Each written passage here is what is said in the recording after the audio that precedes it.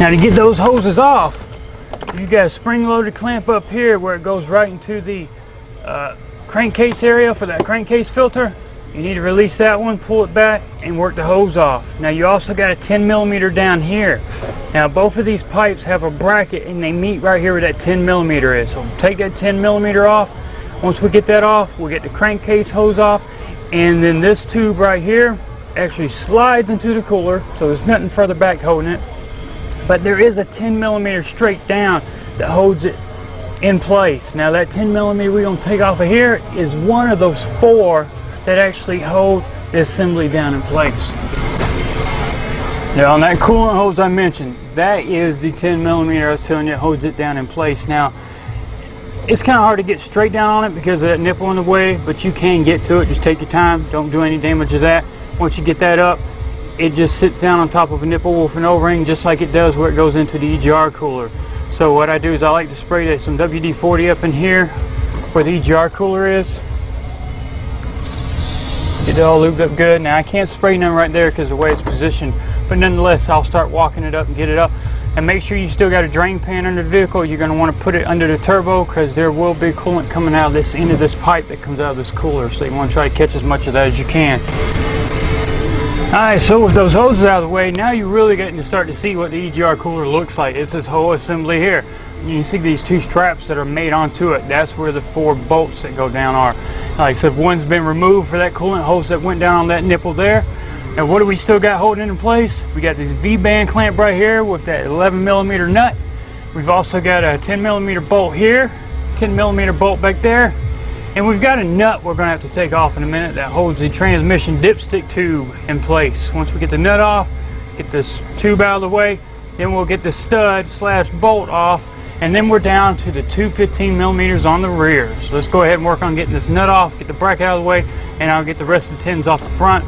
And then I'll show you about the V-band clamp. Alright, here's that V-band clamp I've been talking about. Now, it's basically the same clamp you're going to see over there on the Egr valve. And here's the threaded portion that comes off, and there's your 11mm nut. Now, you can use a socket and an extension. Sometimes, though, there's a piece of sheet metal right here, shield that's in the way. I just kind of bend it out of the way for now. And when I put it back together, I make sure I straighten it back up. And I just get my extension on there and my ratchet, and I take it off. So I'm going to go ahead and back that all the way off. Get the nut close to as far to the end as you can, and then go ahead and take it completely off the pipe itself, and I'll show you that. So the clamp's all the way backed off. Like I said, I've got the nut all the way still on it though, and what I can do is I can squeeze in on the clamp. When I do, it's going to separate it split it in half. Now I can just tweak it out open a little bit, and I can rotate it around to where I can actually pull it off the pipe.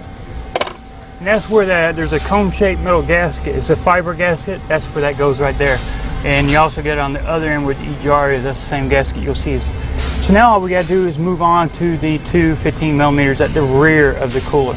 Now the way I like to get the nuts off the back of the Egr Cooler, now they're further back in there. It's kind of hard to see. You can't really see them, and it's kind of hard to feel. I've got my long 3/8 breaker bar type ratchet. I've got a 15mm deep well. It's about 2.5 inches deep. I got a 1-inch extension. That gives me enough clearance to get onto the nut and clear and still be able to work on top of this Egr Cooler. Now, like I said, it's kind of hard to get down there because imagine you're getting all the way back up in here, and once you get it on there, it's about that far back. So it's down in there. If you got fat, nubby fingers, you're in trouble. You better go find a skinny person in the shop, buy them a soda, or promise them lunch. For me, I don't have a problem. I can get down in there. Now usually once you break the nuts loose, you can practically take them off by hand. So they're kind of be finger tight at that point. You'll be good to go. And once we get that off, then what we're going to try to do is we're going to try to lift up on the back end where those studs are, clear the studs, go back towards the firewall slightly so that we can get the front where that V-band clamp was off that hose, and then we can start working it out. Sometimes what I got to do is I got to get a pry bar up on the back of that Egr Cooler and try to work it and getting it up. It's not that it's tight or stuck, it's that you need to get some kind of leverage and get her going to get it as high as you can, because like I said, you've got to clear the studs, otherwise it ain't going nowhere. I think I've got one side clear and the other side's clear. Alright, so now it's off the studs. I can come back slightly, get it off the pipe, move the trans dipstick tube out of the way a little bit, and I can start working it forward, baby stepping it out. Like I said, you're still gonna lose some coolant. Start getting it more and more out of the hole. And then here we go. We've got it completely up. We're gonna go ahead and sit it on the bench. Now before I get to the bench, I'm actually gonna put it over a bucket and drain it out. Because like I said, there's still antifreeze inside. Because it is a liquid to air type heat exchanger. So here we go. We got our Egr cooler right here now. I want to show you off the vehicle everything we were talking about before. You've got the place where the two studs go through, that two 15 millimeters on the back of the block.